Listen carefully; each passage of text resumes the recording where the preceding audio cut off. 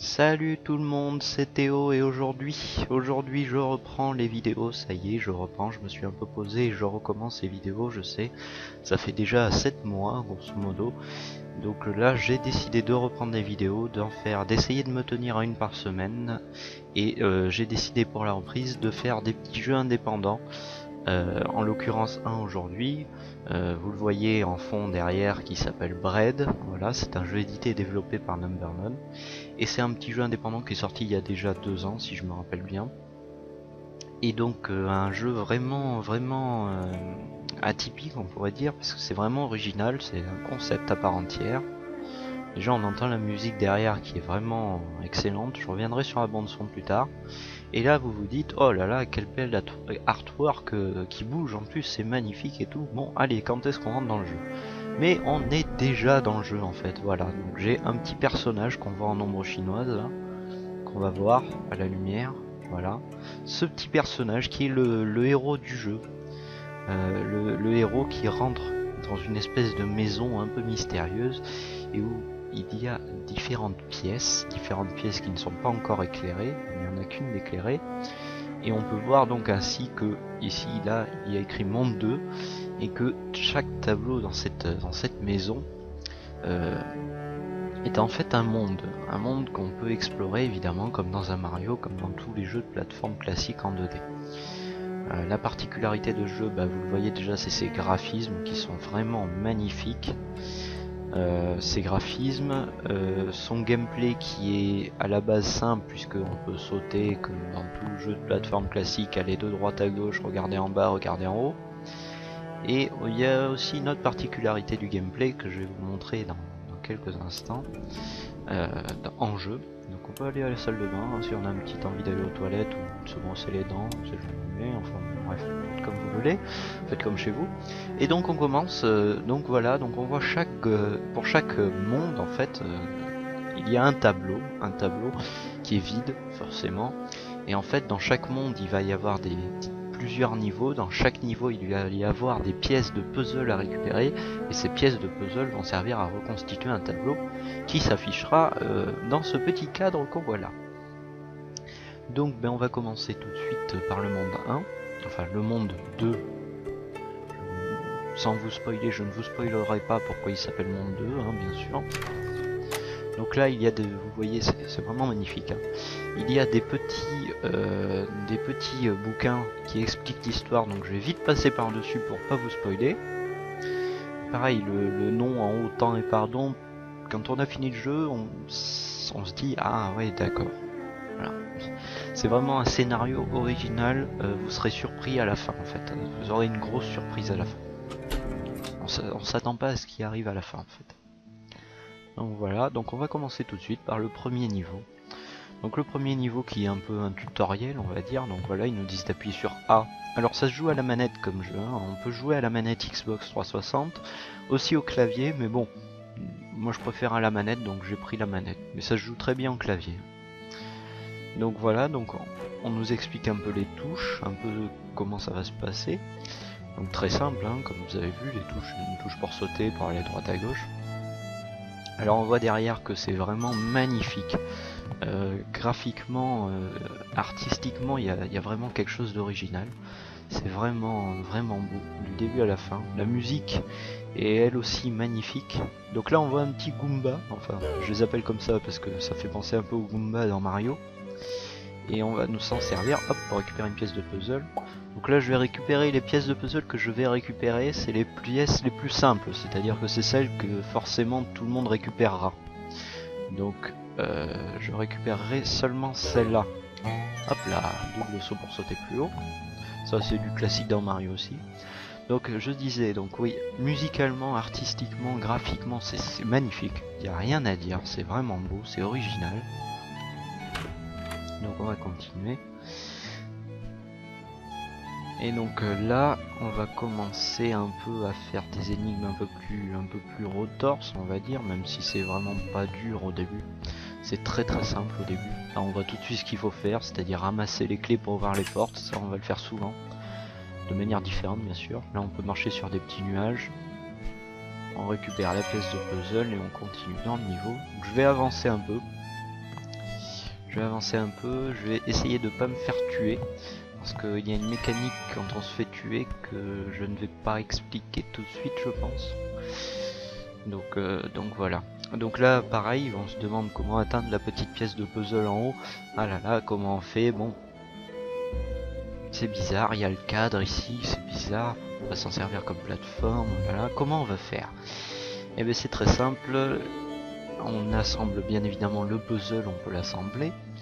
Et il y a une petite pièce que je n'ai pas récupérée là, qui permet d'aller un peu plus loin. Mais je n'en dis pas plus. Donc là je vais avancer. Donc voilà, un niveau comme ça, voilà, où il faut tuer tous les ennemis pour accéder à la pièce de puzzle. Ce niveau va revenir assez souvent. Alors là il est assez simple hein, quand même. Donc suffit de sauter sur les Goombas, bien évidemment de se laisser celui-ci pour aller de l'autre côté. Voilà. Donc là je vais le faire parce qu'il est rapide. Hein. Donc là je vais essayer de pas me rater. Hop là. Voilà. On tue le dernier. Donc c'est un niveau qui va vraiment revenir souvent, ce niveau là. Il reviendra quasiment à tous les mondes. Mais avec des petites différences à chaque fois et des petites surprises qui fait qu'il va devenir de plus en plus dur. Ça a pas l'air comme ça, on se dit bon c'est simple comme niveau. Je peux vous assurer que dans les mondes suivants, chaque monde a vraiment une surprise, une technique de gameplay complètement différente.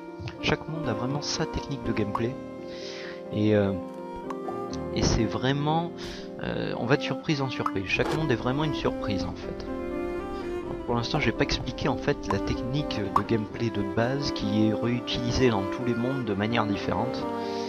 Voilà, là je vais l'utiliser. Attention, je mets le temps en pause. Voilà, on peut mettre le temps en pause et on peut le reculer de différentes vitesses, l'arrêter et on peut l'avancer seulement sur le parcours qu'on a déjà fait. C'est-à-dire que là, je vais avancer ici. Voilà.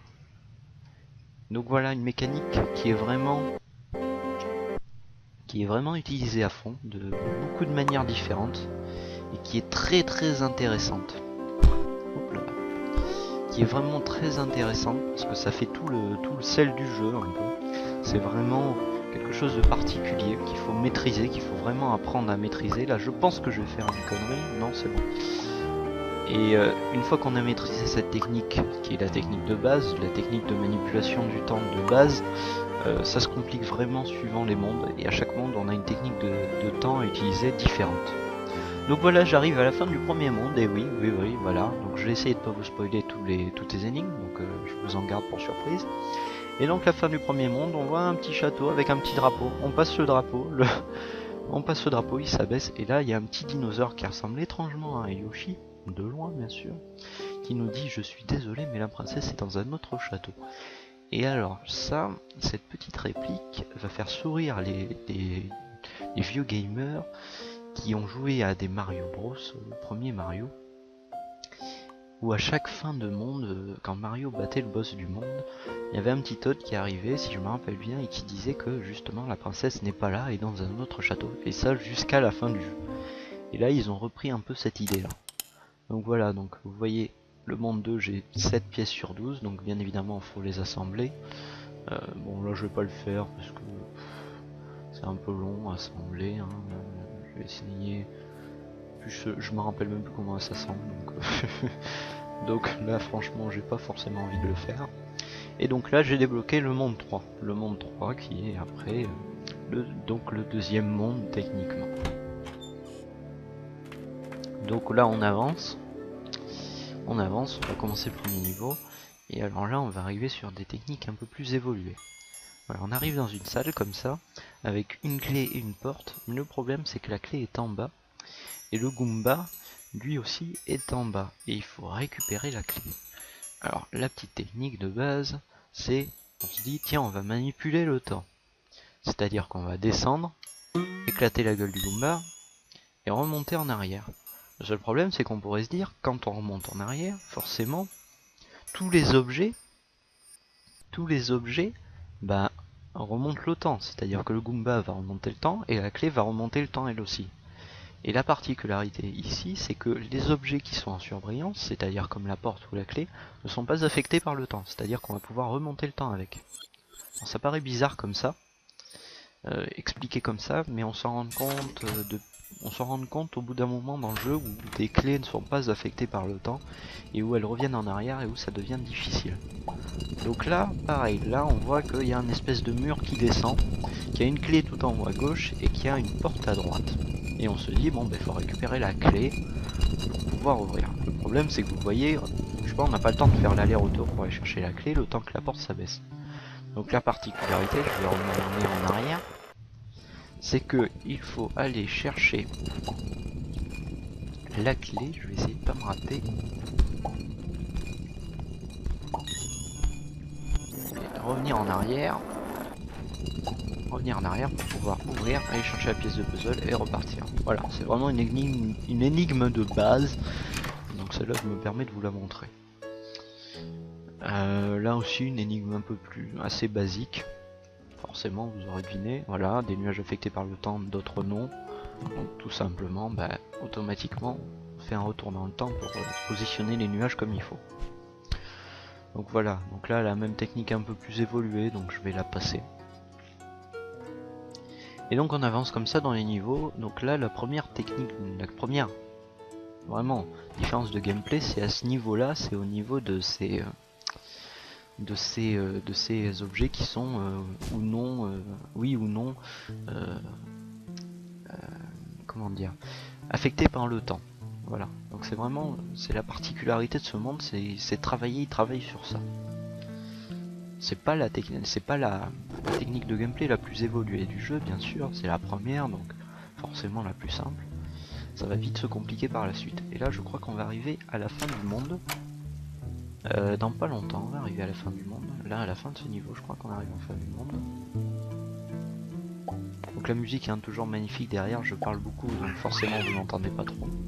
Donc voilà, votre particularité, ces petits lapins avec une fleur. Voilà, je me suis fait avoir évidemment. Voilà, on voit une fleur qui est là. On voit une fleur, là vous la voyez à droite de l'écran. Et donc forcément, en fait, c'est un petit lapin qui nous saute dessus. Alors cette référence, c'est une référence à un film, ce petit lapin qui vous saute dessus pour vous bouffer. C'est une référence à un film des Monty Python, où il y avait un espèce de lapin carnivore comme ça. Et il me semble, si je me rappelle bien, que c'est une référence à ça justement. Et lapins carnivores qui essaient de vous bouffer. Donc là ils vont se faire défoncer par les petits boulets. Hop là. Voilà, sauf un évidemment qui résiste encore et toujours à l'envahisseur. Donc il va me suivre jusqu'au bout. Donc là j'arrive à la fin du niveau et là normalement je ne suis toujours pas au boss. Donc là je trace, hein, c'est pas pour que vous ne voyez pas le jeu, hein, c'est pour éviter de vous spoiler, de faire les énigmes et donc de vous les spoiler. Donc là on peut descendre, enfin il y a d'autres énigmes en bas. Donc voilà, après c'est à vous de découvrir ce petit jeu qui est vraiment magnifique et vraiment génial. Là je suis passé juste. Et là on arrive à un premier boss. Voilà, vous allez me dire, bon il y a un boss. Bah oui, il y a des boss. C'est toujours, ça je peux vous le dire sans spoiler, c'est toujours le même boss que vous verrez. Mais forcément avec les techniques de gameplay qui changeront, ça sera différent pour le tuer, ça sera pas la même manière de le tuer. Donc comment on fait déjà pour le réveiller? Donc là on remonte le temps. Donc là pour le tuer, il faut faire tomber les lustres sur sa tête. Ça paraît logique, donc on voit qu'il a une branche, une corne qui a cassé sur sa tête, donc on se dit tiens, bah, il est cassé. Ça paraît logique, voilà. Donc on va tuer ce premier boss quand même, je vais essayer de le faire assez vite.